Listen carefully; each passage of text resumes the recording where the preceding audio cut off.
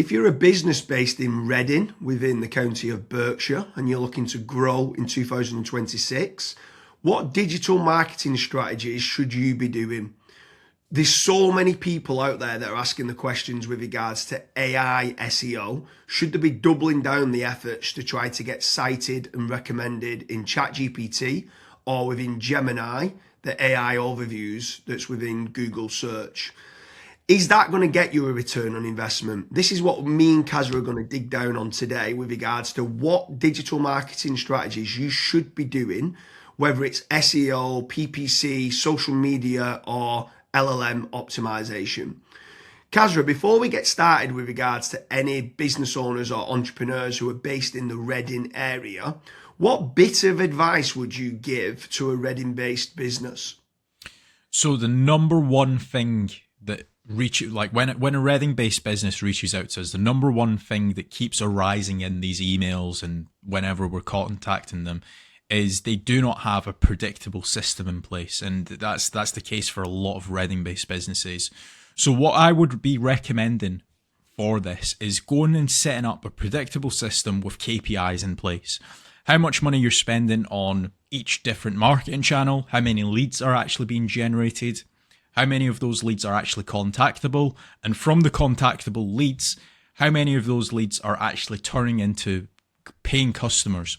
Because once you actually have that in place, you can figure out exactly where your leads are coming from, where you should be doubling down your marketing spend, and potentially where you should actually be switching off certain channels. Maybe you're spending £6,000 a month on PPC and you're not actually getting the best set of results. It might be actually SEO that's driving you all of the actual leads.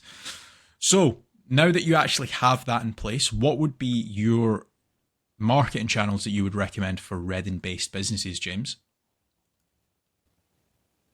So step number one for me has got to be branding or brand SEO and making certain that you're looking good online, you've got a strong reputation.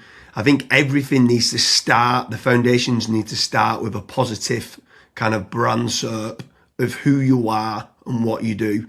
So a SERP stands for Search Engine Results Page, and getting that branding right across the board then can lead on to other things of what you can be doing. It will improve your conversion rate on paid ads or social media. Any leads that you get in, the conversion rate would be good. If at the 11th hour, they're going to decide who you're going to go with, branding, I think, becomes very, very important. So I'd say that's the first thing that people need to get right for all digital marketing strategies. My next strategy is going to be AI visibility. I feel like more and more companies are actually looking into this. So what does ChatGPT, Claude, Gemini, Grok, Perplexity say about your brand or about your business? Is it a positive thing or is it a negative thing? And also trying to figure out what it says about your competitors as well. And obviously trying to improve that's really important. Some people call it AI SEO, some people call it GEO, some people call it LLM optimization. But this is going to be a big thing in 2026 and also in the years to come as well. Yeah, I think that's a huge strategy that people need to be looking at with regards to artificial intelligence. More and more people are obviously using AI. The next one for me is filling in the form at FatRank or Promo SEO, which do a commission-based lead generation service for UK companies looking to grow. I think it's important to be looking at your own digital marketing efforts to generate your own leads, but also if you can use some freelancers and outsource some as well, you've got that diversification of leads. So head on over to fatrank.com, fill in the form and see whether they can help you with a no-risk supply of inquiries. Promise you'll also do a very similar performance-based lead generation service as well that you might want to fill in the form with there, and just double check whether you can go and get a third-party lead generation company to top up and start generating you some leads for your business to grow in 2026. Yeah, and then next on the list is Google Business Profiles, so Google Map listings. This is like local SEO where you basically just try and get more reviews. You build out your Google Business Profile in your local area. Now, there's pros and cons to this. I think the biggest pro is that once it is actually ranking, you're going to be consistently generating leads. However, to get from nowhere, like let's say you do not have a Google Maps listing at all to get it ranking to position number 1. The issue you've got with that is there might be, let's say, a 60 or 100 review deficit. And to obviously get those reviews, you need leads. So it's one of those things. It's like the chicken and the egg. I for one just think it's good for personal branding or for branding of your company. So always try and get the Google Maps listing, but you should always know the pros and cons to it as well. Yeah, for certain. If you're in a local area, you want to try and get those local maps listing. For me, you need to be omni-channel and omnipresent. I think the next part is SEO in general, so organic SEO. Can you be building up your website to try and get your website ranking better? If you are in local area, you might want to do your service with the area of where you cover. So like plumbing in Manchester, create a page for that. Hopefully then share that on the Google business profile of what you mentioned. But trying to get organic rankings, the amount of search volume that people are out there searching for different services of what you do, or it could be some blog posts that you could be doing as well. There's different strategies on there that you can be doing, but ideally you want good quality content, build up topical authority, and try and get some third-party backlinks to power up the site to get those organic SEO rankings. I think that's another big part that you need to be doing as part of your digital marketing strategies in 2026. Yeah, and then the next one, which kind of ties back to what you were saying before, James, is obviously organic social media. Now, organic social media, I think it's more of a numbers game. So try to create good content that your audience would actually view. Like I see this time and time again where I look at brands and they've just published maybe 4 or 5 posts on their Instagram profile and they've not been active for 3 years, right? That's not going to drive you sales. But if you can do how-tos, if you can do guides, maybe you can do before and afters, right?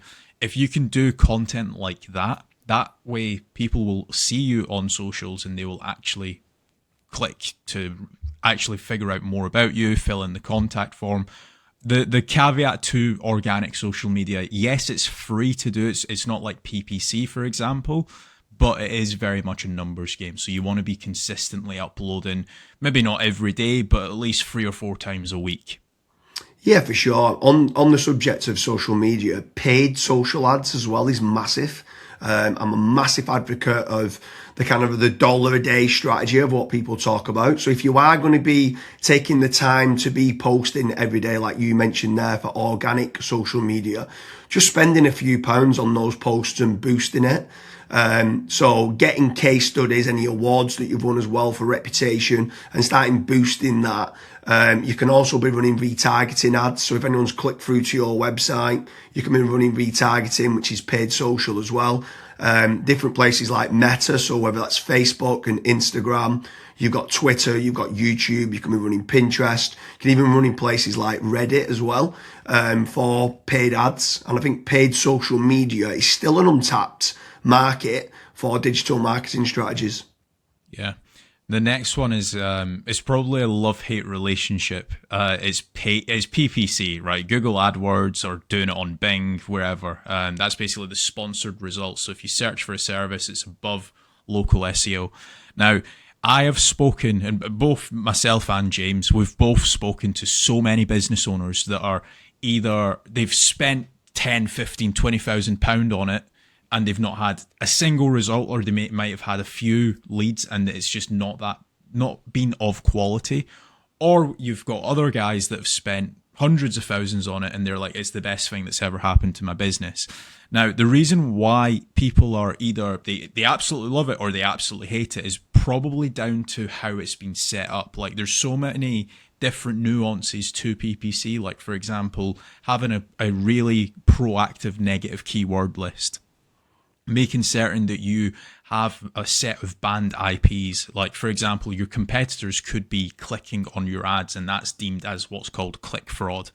Making certain that you've got a high converting landing page. Making certain that you KPI your sales team. So when a PPC lead comes in, that is one of the first priorities that they actually take when it comes to contacting the lead. There's all of these different nuances, and if you're not on the ball with PPC, it's probably not going to work for your business. However, if you've got a really good, well-refined sales team, you've got a really good landing page, you've got a well-kept, up-to-date negative keyword list, you are using click fraud software, at that point, it will actually probably perform well for you. But again, just know the pros and cons to PPC. Yeah, for sure. There's certainly pros and cons. There's benefits of using it to get instant leads. But like you said, the amount of people that we speak to that have burnt a lot of budget and not had the inquiries and stuff that's come through as part of the digital marketing is pretty scary. While we're on the subject of paid, obviously we spoke about paid social ads, and now you've spoke there about PPC with Google or Bing. I'm going to throw in the mix paid ads on AI platforms. It's not fully rolled out as we're doing this video, but I know that ChatGPT are looking to try and roll out ChatGPT ads. Claude, Perplexity, other kind of LLMs might start rolling it out in 2026. I think if you're one of the early adopters and innovators to get on there, I think you could be getting cheap leads or cheap contact form submissions. So it's something to look out for of doing paid AI listings and ads. I think that could be something to look out for in 2026. Next on the list, and this is a little bit out of control. You do obviously have like forums that you can get your brand mentioned in, like for example, Reddit and Quora. That very much comes down to the after fact. Like, where are your customers that you've been dealing with previously? Are they actually raving and shouting about you? If they are, then that's a very good resource of getting other people recommending you. So if you can get that, again, it's a little bit out of your control, but asking for reviews, asking for them to recommend you to friends, to people, that can obviously generate you a decent amount of leads and inquiries as well. Yeah, for sure. And the add-on benefits to places like Reddit is that it's getting cited so much now in the AI overviews. So when you spoke there early on about AI visibility, if you can try to get a positive kind of lot of people talking about the products and services of what you do and some reviews on there, it's indirectly then going to help you, or directly actually is going to help you with AI visibility. And then the last one for me is tradesman websites, so like Check a Trade, Bark, or teaming up with a third-party lead generation company. Something I would say with all of these practices, Kazza touched on earlier about making certain that you understand your KPIs and your ROAS, return on ad spend. I think it's very important for business owners that are doing any sort of digital marketing to be tracking how much time and effort's being put into, let's say, running organic social media or running paid ads. Everything should have KPIs put in place. And this is exactly the same then with tradesman websites like Check a Trade, Bark, Rated People, My Builder. These could all be amazing platforms to generate leads that could get you a positive return on investment. And if you do, you should continue to be using those platforms.